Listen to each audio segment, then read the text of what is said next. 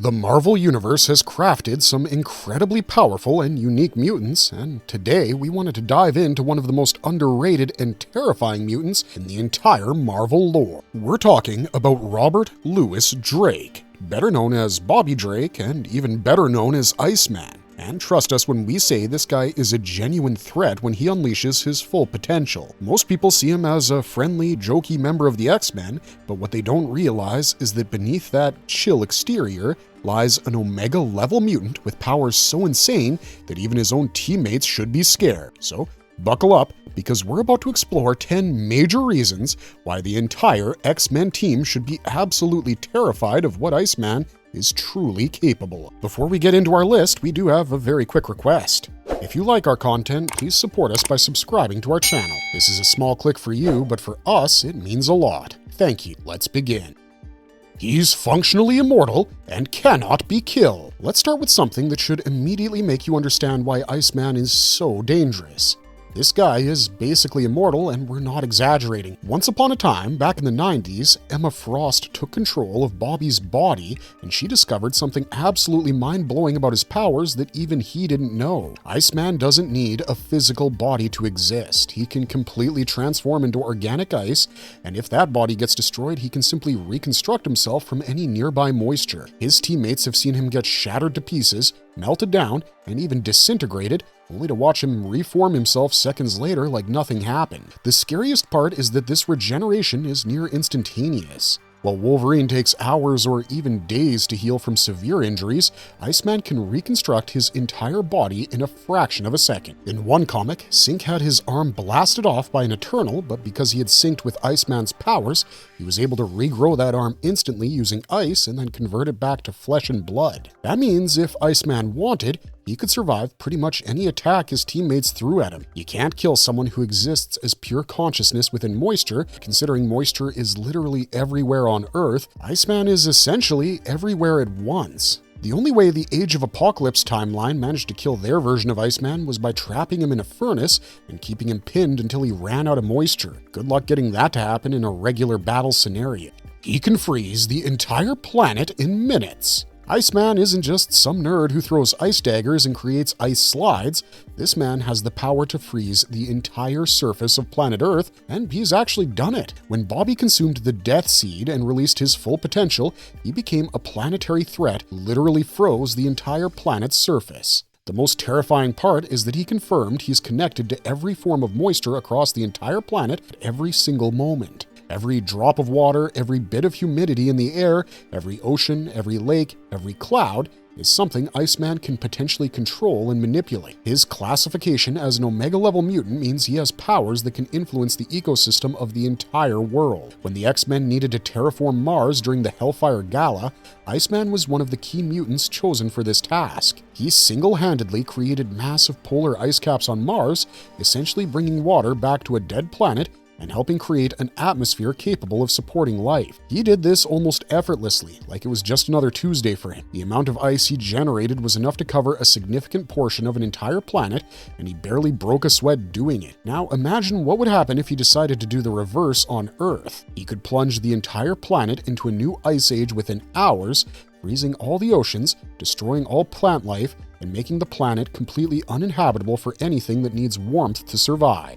He literally froze hell itself. Yeah, we know what you're thinking. Freezing Earth is impressive, but surely there are limits to what Iceman can freeze, right? Wrong. Bobby Drake actually once traveled to hell and froze a large portion of it. Iceman went there and turned it into a winter wonderland. It is mentioned in the comic that effort caused him to pass out, and it's noted that the area seemed to lack atmosphere, which made it easier, but the fact that he could accomplish this at all is absolutely bonkers. This feat demonstrates something crucial about Iceman's powers that makes him so dangerous. His temperature manipulation isn't limited by the environment he's in or the natural laws that govern normal physics. He can impose his will on reality itself and force temperatures to drop, regardless of what should theoretically be possible. When you've got a mutant who can freeze dimensions that exist outside normal space and defy their fundamental properties, you've got someone who shouldn't be messed with under any circumstances. If Iceman can freeze hell, then there's literally nowhere in the multiverse that's safe from his powers.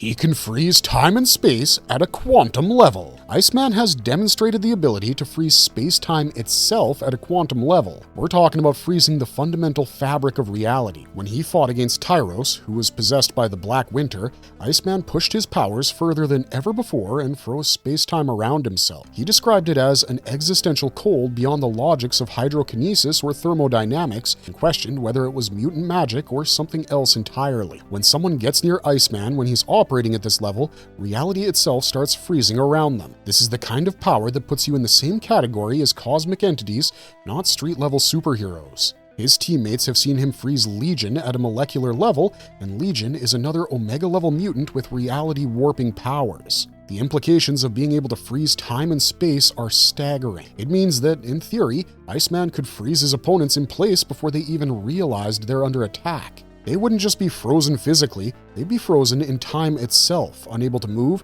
think, or react. There's no defense against that kind of attack because it happens faster than thought itself.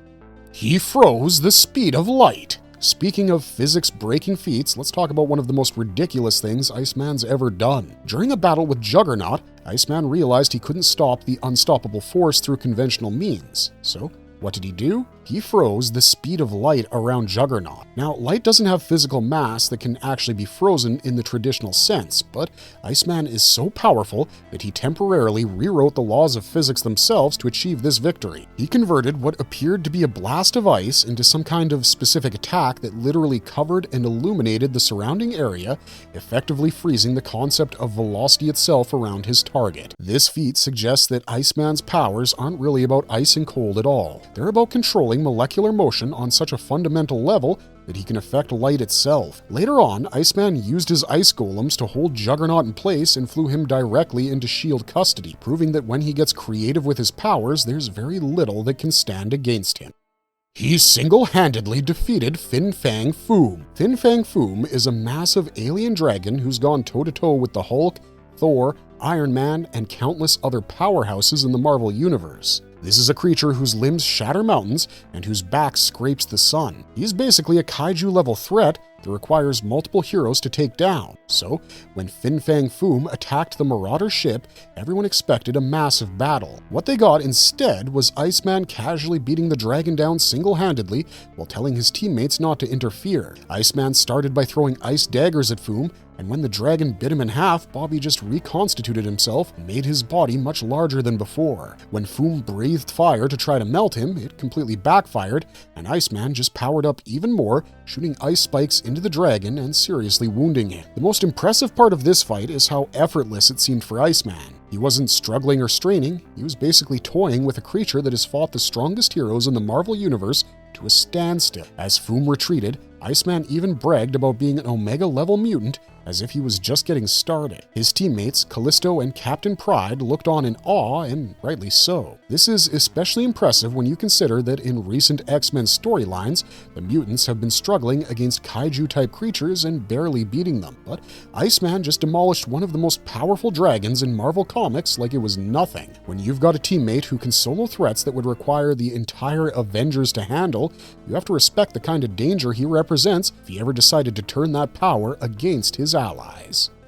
He can create an army of himself. Imagine fighting Iceman and thinking you've got a chance because it's just one guy.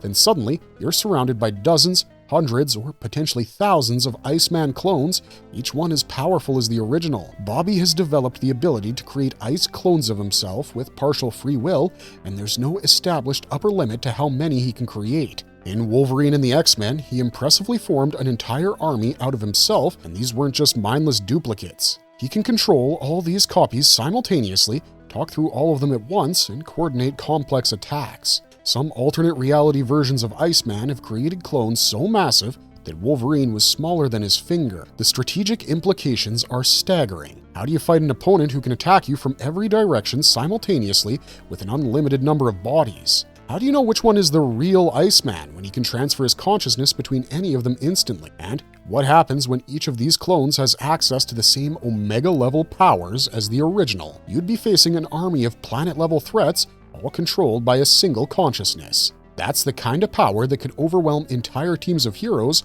let alone individual X-Men members.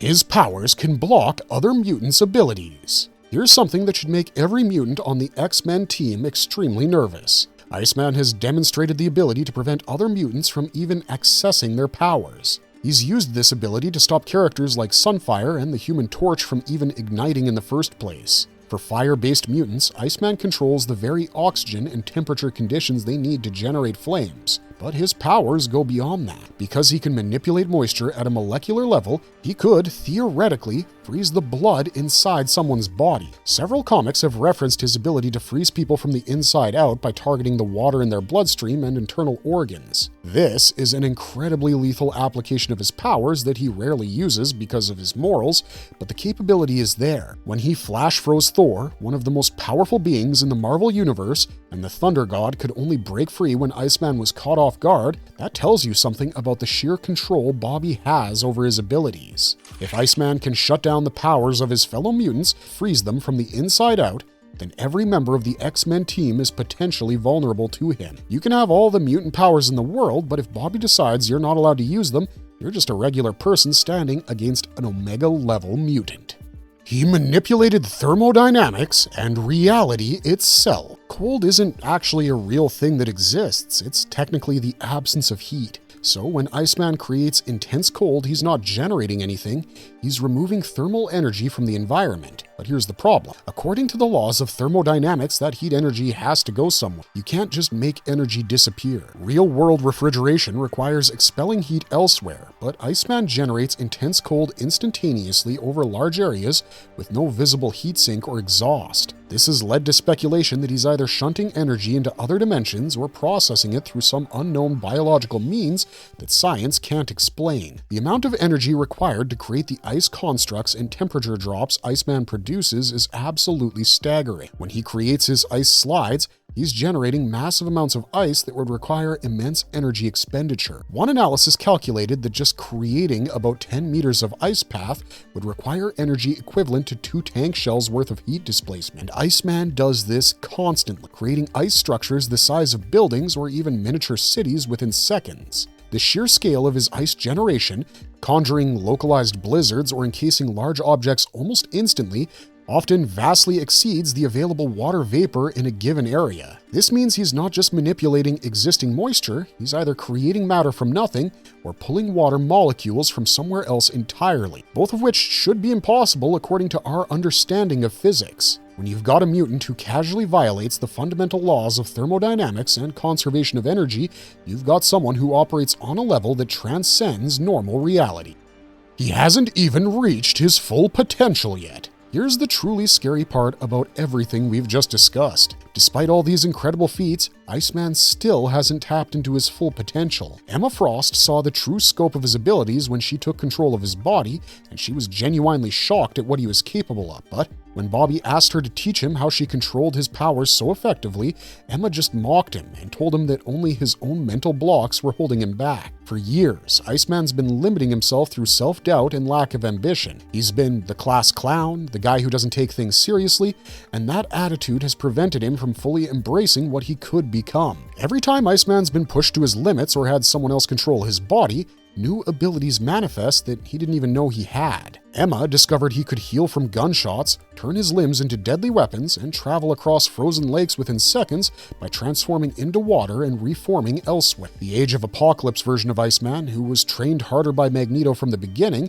showed abilities that 616 Bobby still hasn't fully mastered, like effortlessly teleporting through water and possessing other people's bodies. Multiple characters, including Emma Frost, have confirmed that with proper training and motivation, Iceman's powers could potentially go beyond any of those other Omega-level mutants. He's been recognized by Apocalypse as being worthy of being one of the 12 mutants of incredible power destined to alter the course of human history. The day Bobby Drake fully accepts and unleashes his true potential is the day the X-Men realize they've had a ticking time bomb on their team all along.